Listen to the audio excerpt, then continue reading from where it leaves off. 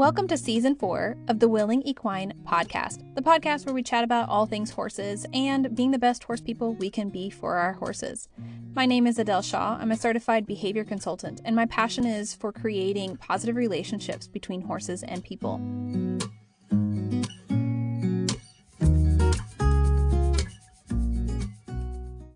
Hello. So, in this episode, I want to talk about a topic that came up actually at a clinic I was teaching maybe 2 weekends ago. I can't remember. Honestly, everything's a blur lately. I think it was last weekend. Anyway, so the topic that came up was about methods and training methods and the different approaches to training and how positive reinforcement, R+, clicker training is not a method. And for some of you, that may be a little bit not surprising that I would say that. And for some, that may seem like, wait, what do you mean it's not a method? So I want to explain what I mean by that. Positive reinforcement, so R+, clicker training, you guys have probably all seen different ways of referring to it. People also will call it like force-free, fear-free. What else will they call it? They'll call it like reward-based training. There's lots of different names for it. Basically, when we are training with the intention of positively reinforcing desired behaviors, and that is the primary focus of the training, and that's focused on a form of operant conditioning. So operant conditioning I've gone over many times on this podcast before, but I will briefly go over it again in case this is one of the first episodes you're listening to or you're not familiar, or maybe it'll just help further confirm the understanding of it. So operant conditioning is a form of learning theory. It is a way to explain how beings learn, and whether that's human, dog, fish, lizard, snake, goldfish, beta. Actually, at the clinic I was at or teaching last weekend, they had a beta fish there that had different tricks, different behaviors that they had learned through positive reinforcement. So all living, breathing beings learn through operant conditioning. They also learn through classical conditioning, which is sometimes referred to as respondent conditioning. And those are two different forms of learning. So operant conditioning is where the participant is active in the role of a learner, meaning they are intentionally doing certain behaviors to receive certain outcomes. So it's action based, and they do the action, and then there is an outcome, and then they learn that, if I do that again or I don't do that again, this outcome happens. And so this is pretty much, this is the primary focus for most active training.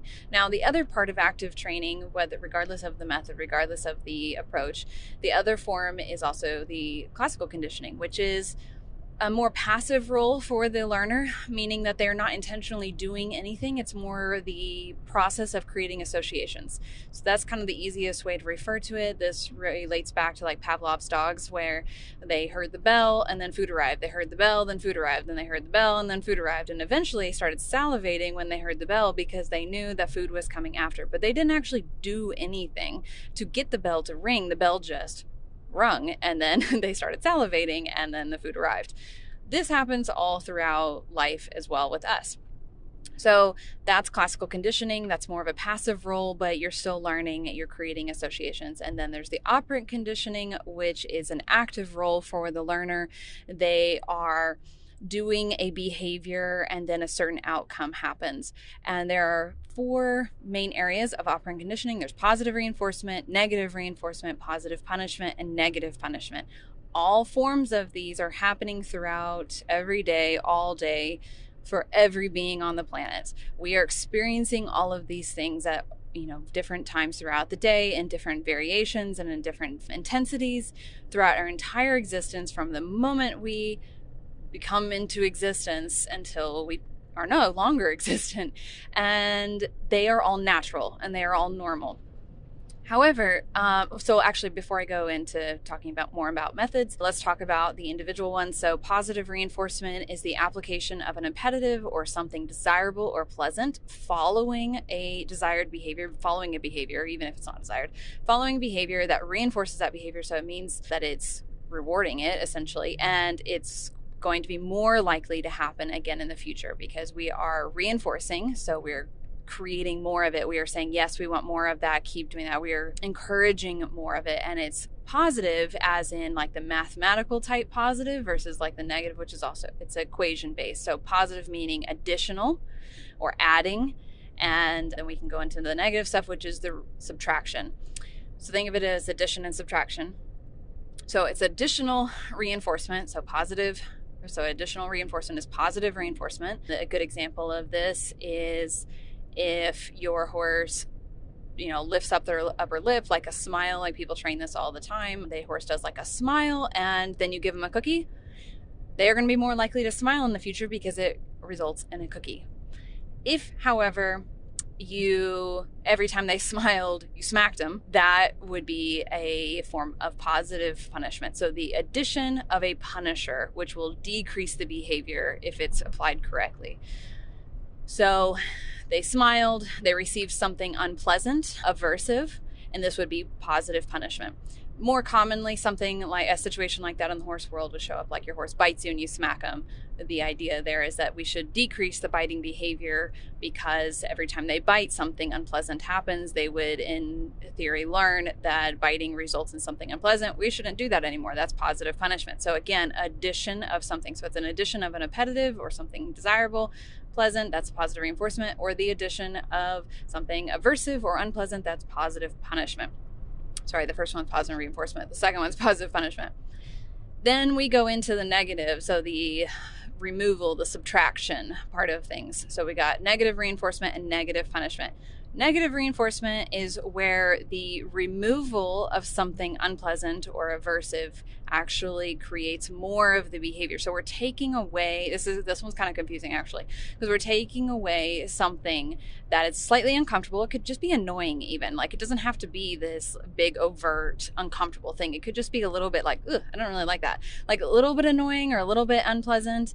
The removal of that rewards or reinforces the behavior, and reinforces is the more technical appropriate term. Reward is not, but I'm just using it to help create that understanding in our minds as we're talking. So it's the removal of something reinforces the behavior. We see this all the time in horse training. This is the most common thing that we see in horse training. You put your leg on, it's kind of like the horse is like, ooh, what does that mean? I don't really like that. And then they take a step forward and you take your leg off and they go, if ever I feel that kind of weird, uncomfortable pressure, if I take a step forward, it stops. That reinforces the behavior. So that's negative reinforcement. There's a lot of other situations this shows up in. Pretty much all normal, like traditional, common horse training, it follows predominantly, or is focused predominantly on negative reinforcement, the use of negative reinforcement. A lot of traditional and normal horse training has a lot of positive punishment involved, but we're not going to go into that right now. Okay, and then there's negative punishment. This is the most uncommon one in the horse world, unless you predominantly use positive reinforcement. The reason that let's go to a human example for negative punishment. Again, so subtraction, removal of something as a punisher. A really good example of this is with kids. If you have kids, if you're a parent and you've ever had two kids fighting over a toy and you take the toy away, you're like, oh, if you guys are going to fight over this, I'm just going to take it away. You removed the thing that was desired as a punisher. It should decrease the fighting over the toy because they don't want to lose their toy.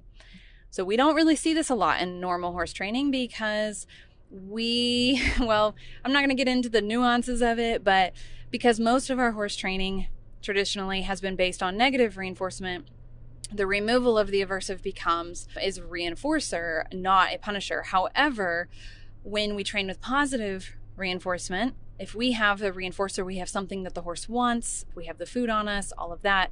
If we are not careful, we can unintentionally be applying negative punishment by withholding the food or taking it away suddenly. And the horse can experience an instance of negative punishment. We can also see this in other areas unintentionally where maybe the person predominantly trains with negative reinforcement, but they happen to have a carrot that day and they're not giving the horse the carrot because whatever, blah, blah, blah, or they just walk away with the carrot. That could maybe be a negative punishment. It's really based off of the behavior and how we see the behaviors, like the results of the behavior. And that's really something that's important to point out here. The outcome of the interaction dictates whether it was positive reinforcement, negative punishment, positive punishment.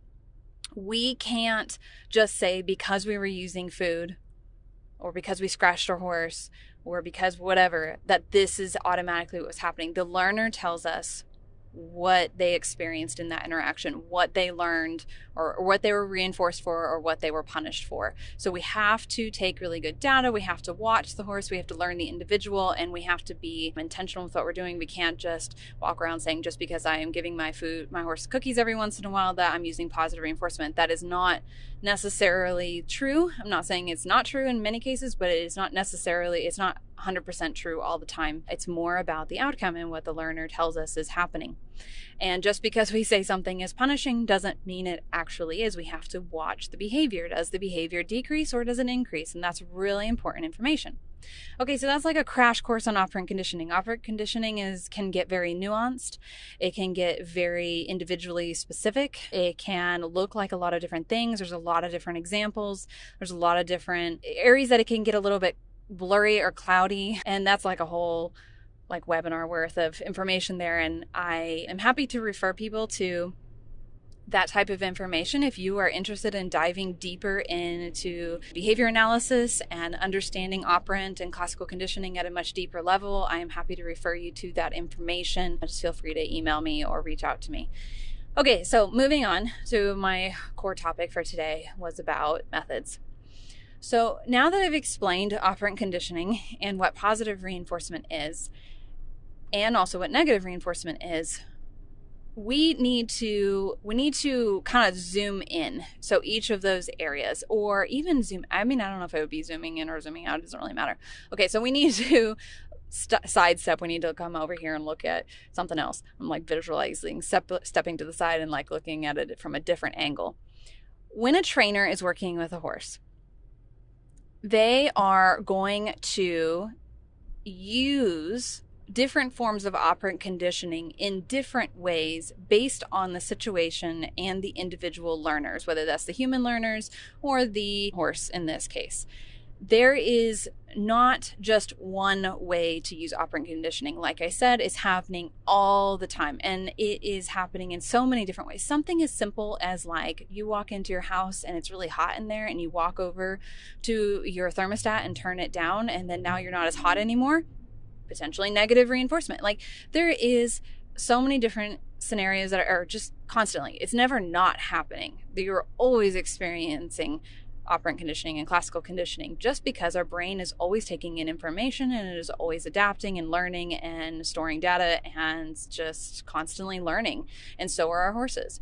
So where methods come into this is that it's really the individual trainer's it's their personal preference or way that they have developed their mixture, their technique, their style of applying all of these different areas of operant and classical conditioning. So it's how they are taking that science, how they are taking the facts of operant and classical conditioning and applying it on a daily basis. Because I can apply positive reinforcement with a target, teaching a horse to follow a target, and that's how I'm going to teach them to load into the trailer and so on and so forth. But another trainer may have a preference of using something like stationary mats, or just teaching the horse to liberty lead and then lead into the trailer, or maybe even free shaping loading into the trailer.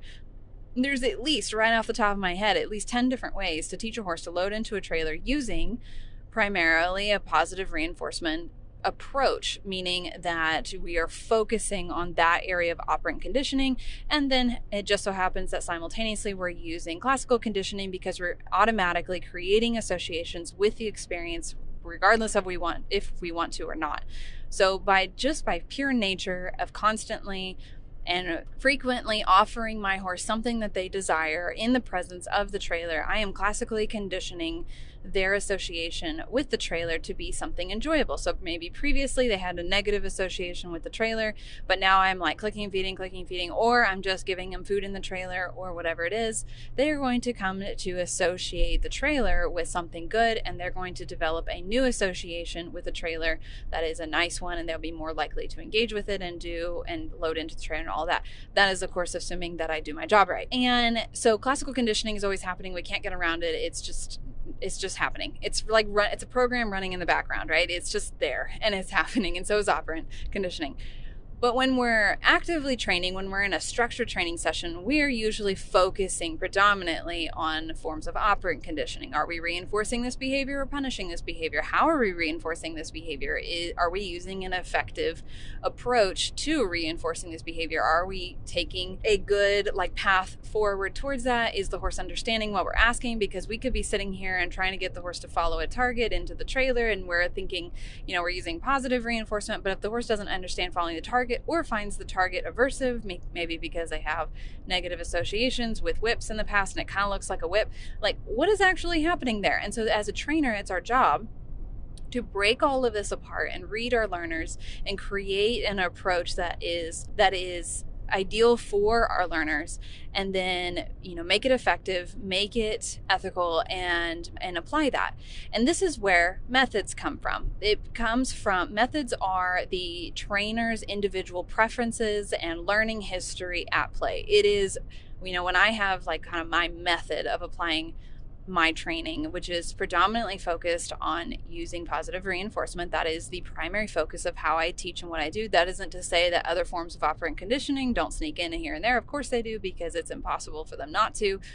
But as much as possible, I am using positive reinforcement, and that is my goal. That is my kind of mission. That is what I'm doing. And I'm also simultaneously trying to create pleasant associations with every experience that I'm doing with the horse, and also my presence. So I want them to associate me with good outcomes. So I'm classically conditioning my presence for them.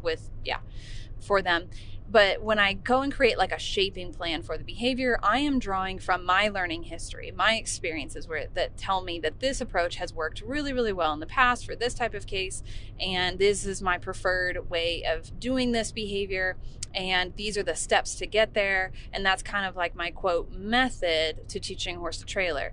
Now, some trainers, many that are really good at what they do, are understanding of that their method needs to be flexible and individualized. And this is something that I'm really focused on as well. I do have my preferred kind of approach, my mainstream, my common way of doing things, the way that I have found works really, really well for me and the horses I work with. But I am always ready to deviate from that plan should the individual learner tell me that this is not working. And the way they usually will tell me that is either they'll, express it through their body language. So I might see more signs of stress than I'm looking for. I want to see none. Or it ends up being taking a little bit longer than it should because there's a lack of understanding, or it's just not the best approach for that individual horse. And also I take into consideration the individual human learner as well. Usually when I'm working with, almost always when I'm working with client horses, the client is a learner, and I have to teach them how to be able to apply what it is that I am teaching the horse so that they can have that communication, they can have that good relationship, and they can successfully go about trailer loading in the future when I'm not there.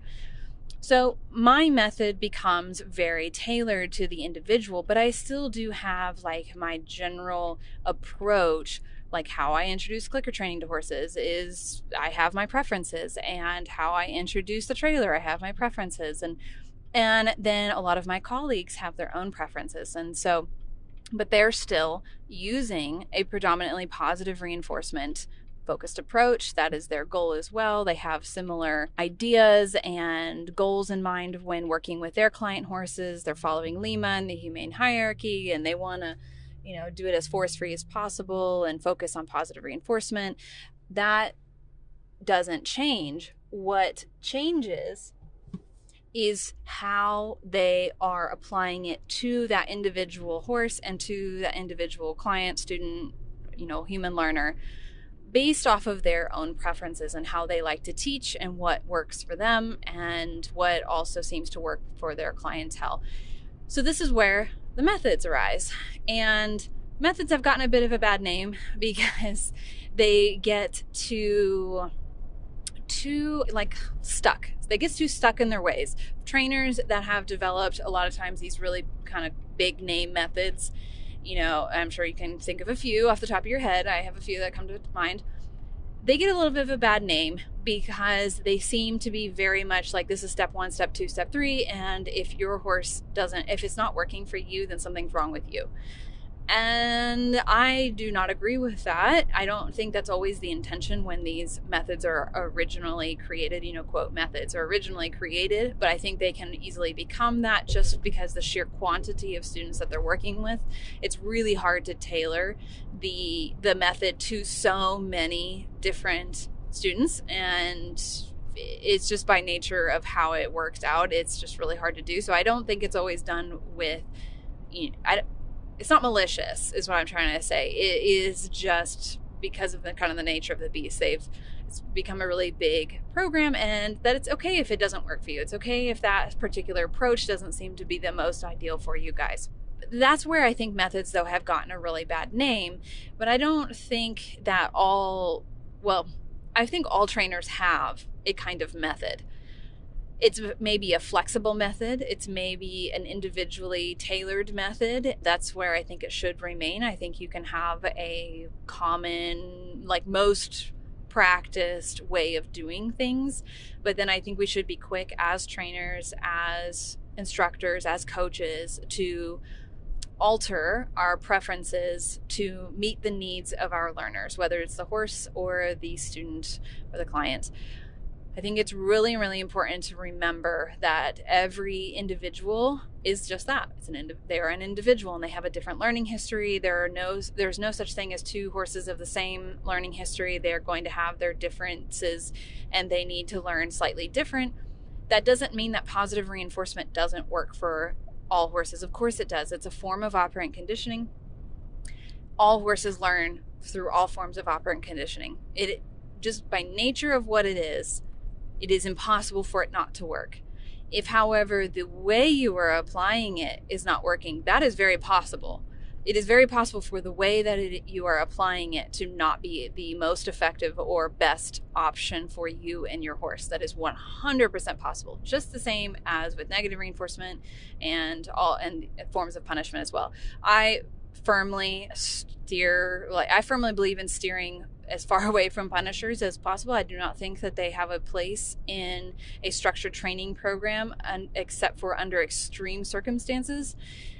And even then, I mean, I can count like on, every time I've every time I've opted to intentionally use a punisher, I've within a short amount of time realized that I could have taken I will find a different way that I could have done that was better. And there's almost always fallout from it. So I, again, not an advocate for intentionally using punishers in your training program, but again, that comes into that's my method. That's how I do it. I focus on positive reinforcement, and I'm going to find different ways to apply positive reinforcement so that it is effective for my students and for the horses that I'm working with. So I think, and the reason I'm bringing this all up, and the reason I think this is so important to understand, is because just because the first way that you applied, some clicker training, just because it didn't work out really well, doesn't mean that positive reinforcement doesn't work. It's impossible for it not to work. If you were using positive reinforcement correctly, it is effective. I should say this. If you, by definition, positive reinforcement works. And it works for every living being. If there was a being on this planet where positive reinforcement didn't work for them, they would probably be dead, because you just can't.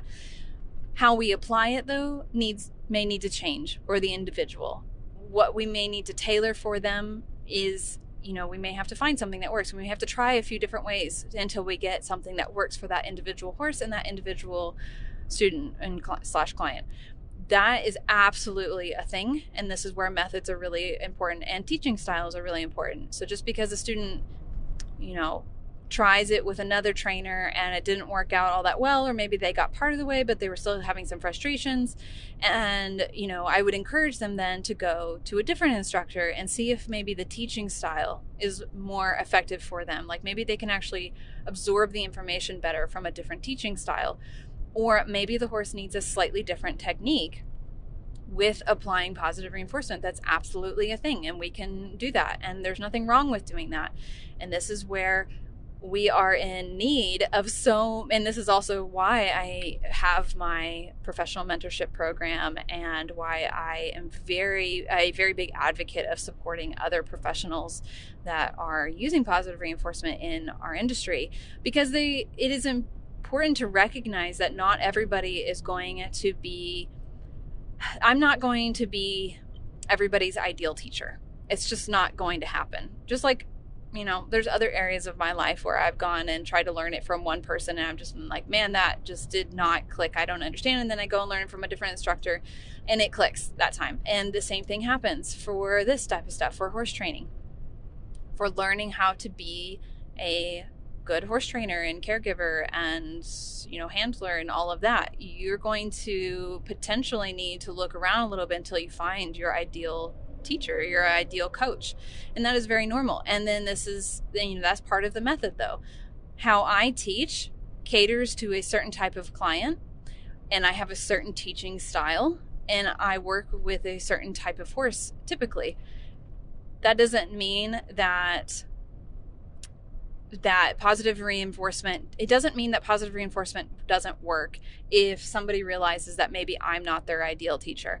I would gladly refer them to one of my other colleagues if I knew that potentially the information it just wasn't clicking in their head, or maybe it wasn't really working out for their horse, and they moved on to working with another colleague or somebody else that I knew. I'd be like, yes, go do that. If it's working, do it, because again, methods are different and teaching styles are different and learning styles are different.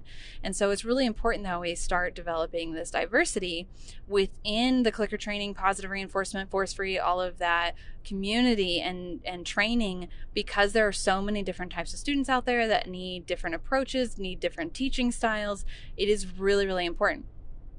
The other reason I wanted to bring this up was because I hear quite often people talking about how positive reinforcement, like the method positive reinforcement, it's not a method. It's not positive reinforcement. That word, positive reinforcement, is a form of operant conditioning. It is not a method in itself. How you go about applying operant conditioning and classical conditioning and all of the different tools and techniques, and how you piece together the shaping plans and your teaching style and how you present the information and how you organize your training program, that's a method.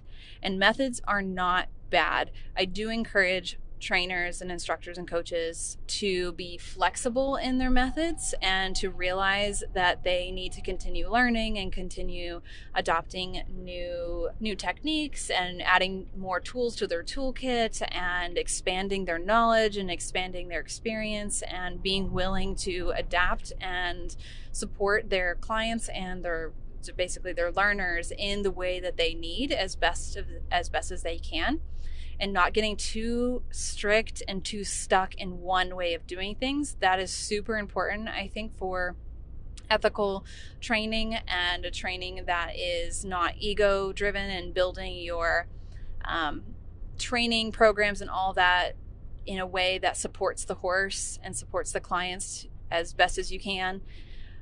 I think it's really important to remain flexible as professionals, but it's okay to develop the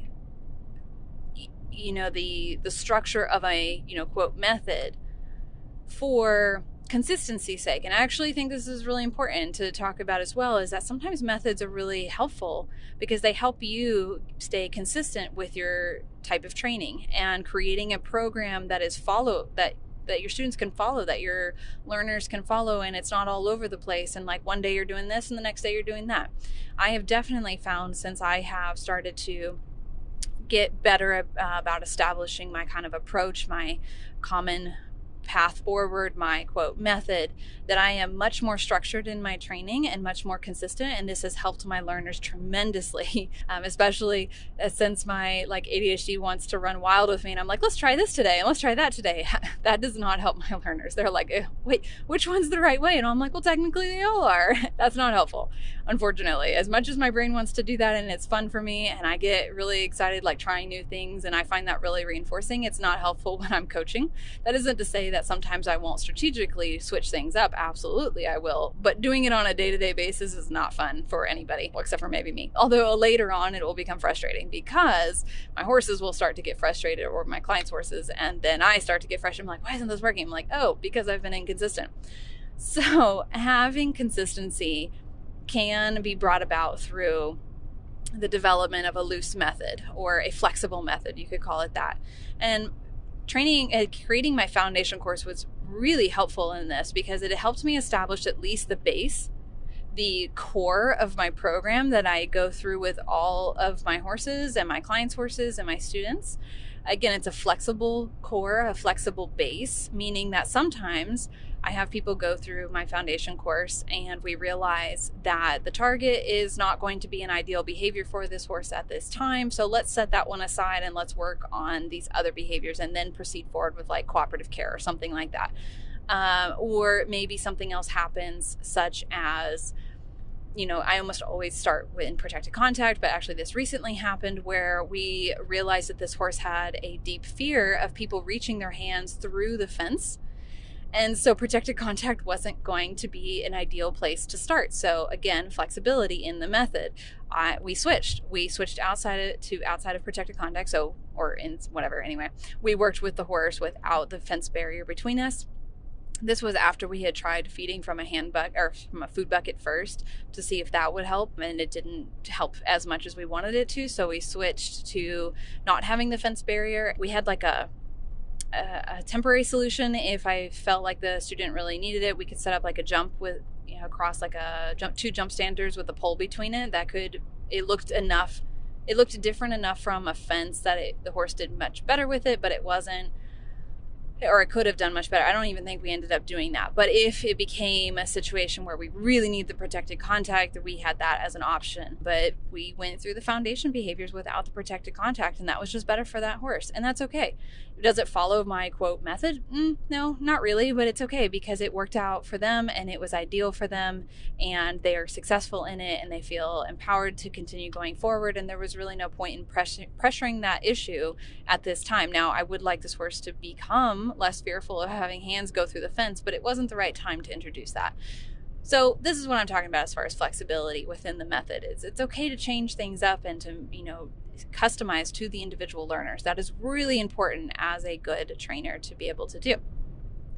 But wrapping it back up to my original point, positive reinforcement is not a method. And this was really confirmed for me going to teach this clinic this last weekend because I was teaching the students of another instructor who was also a Lima humane hierarchy based positive reinforcement trainer, and absolutely we're on the same page, but she applies the science different than I do, and it's just a little stuff here and there. It's like how often or when they reinforced or how they applied the jackpot, like just little stuff that end up making the end result. The end result looks the same as far as like a happy horse that is responsive to cues and functional behaviors and all that. But the process of getting to that end result looked different. But we were both of the same opinions and we have the same ideals, and we are working to apply the same science. We just have slightly different techniques with doing it. So her quote method is different than mine, but that doesn't make her, and then also that's also because her teaching style is different than mine too. But we're both applying positive reinforcement. And you bet you that if I had a student that I felt like would really benefit from this other instructor's training style and teaching style, so their method, I would absolutely send them to this other trainer. Just because I want what's best for my students. And yeah, so in this, that's really the whole point that I wanted to get to, is that we need to stop looking at positive reinforcement as a method. And I guess I'll go to a traditional example here. before we close up for today. So as everybody knows, or as I started off talking about, most horse training, a lot of traditional natural horsemanship, all of that, most training that everybody has seen and grown up with is predominantly focused on using negative reinforcement, and then there's varying levels of positive punishment that get incorporated as well. However, as I'm sure you guys have seen, all of the trainers have different ways of using that, different techniques as far as applying it. Some people start off in a round pen and start off with things like join up, and other trainers start off in more of like an arena and are going to start off on a lead rope and a halter and doing some different stuff on the ground. Some people are going to start off like breathing. I don't know. There's going to be different ways. I mean, I can think of like 10 to 20 different trainers right off the top of my head that train very, very different, yet all of them are predominantly using negative reinforcement. The methods are different, but the science is the same, meaning that the form of operant conditioning that is being primarily utilized is the same across the board. It's the way it's being applied that is different, and then the teaching style and all that, that's what creates the method. Same idea here with positive reinforcement. And so I think it's really important to keep spreading this message and really get it out there and talk about this, that positive reinforcement is not a method. It is just a way that horses learn, that people learn, that dogs learn, that fish learn, that cats learn, that birds learn, all of the things, snakes, lizards. I've seen all kinds of animals learn, alligators, whatever. But the way that it is applied, it's based on the trainer, their learning history, what they have found works and doesn't work, and then it should be also individualized to the learners. That should be the big focus there. So that's really what I wanted to share today, and I think it's so cool. And I love learning from other trainers. I love going and watching their, quote, method, their teaching style, their training style, and bringing in some bits and pieces into my toolkit as well. And I think that's an excellent thing to do for all trainers. And I'm very excited to continue to see this area of focus in horse training. Because I can't call it a method because I just went on. So this type of training, this type of training focused on utilizing positive reinforcement, I am very excited to see it continue to grow and more trainers create their own approaches and their kind of method and teaching styles and start to bring that to the public so we can all start to learn from each other, and there can be options for different teaching styles and training styles. I'm very excited to see that happen. And so, yeah, I'm excited about that, and definitely reach out to me if you are interested in learning more. I'm happy to share resources. I'm happy to refer you if you want to deep dive into the science and learn more about it. And until next time.